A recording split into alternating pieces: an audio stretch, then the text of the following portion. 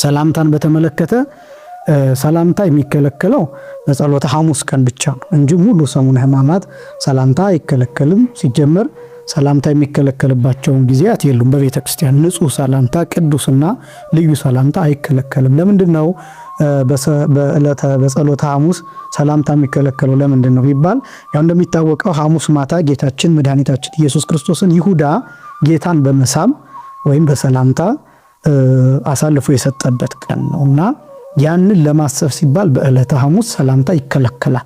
እንደዚህም ሲባል ዋናው ነጥብ ወዳጆችን ሰላም ማለት ወይም ደግሞ የተቀደሰ ሰላምታ መስጠት እሱ ኃጢአት ሆኖ አይደለም። ነገር ግን ለማሰብ ይህንንም አባቶቻችን በነገራችን ላይ በቅዳሴ ሁሉ ጊዜ እንደሚባለው ዲያቆናቱ ወጥተው የሚያሳዩት አለ በቅዳሴ ጊዜ የማይቋረጥና በዕለተ ሐሙስ እሱ ይከለከላል፣ አይደረግም። ያ ማለት ምንድነው? ተአመሁ በበይናቲክሙ በአማሃ ቅድሳት የሚለውን እሱን ከመቅደስ ወጥተው በመስገድ ያሳያሉ።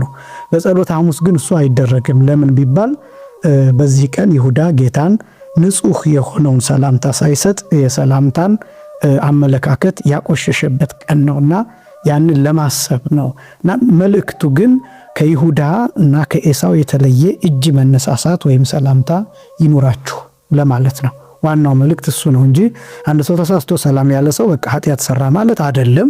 ይህንን በጥንቃቄ ማየት ይገባል። ሰሙነ ሕማማት አጠቃላይ ሰላምታ አይከለከልም። ሰላምታ የሚከለከለው ወይም እንዲታሰብ የሚደረገው በዕለተ ሐሙስ በጸሎተ ሐሙስ ብቻ ነው።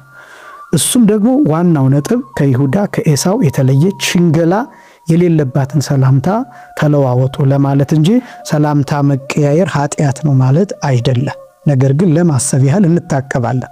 አንድ ክርስቲያን ሰላም ሊለን ሲመጣ ዛሬ እኮ ሰላምታ የለም፣ ምክንያቱም ይሁዳ ጌታን አሳልፎ የሰጠበት ቀን ነው በሰላምታ ስለዚህ ሰላምታችን ንጹህ ይሁን ብለን ተማምረን እንለያይበታለን ማለት ነውና ይህን ነጥብ ለማስቀመጥ እንጂ ሰላምታ በራሱ ኃጢአት ነው ለማለት አይደለም። አንዳንዶች ሰዎችን ለመዝጋት ስለሚጠቀሙበት ነው። ይሄ ስህተት ነው። ሰላም እንዳለ ሕማማት ነው ብለው አውቀው ሰላምታን የሚጸየፉበት ወይም ደግሞ መጥፎ መልእክት የሚያስተላልፉበት ስለሆነ እሱ ትክክል እንዳልሆነ ለማሳሰብ እወዳለሁ።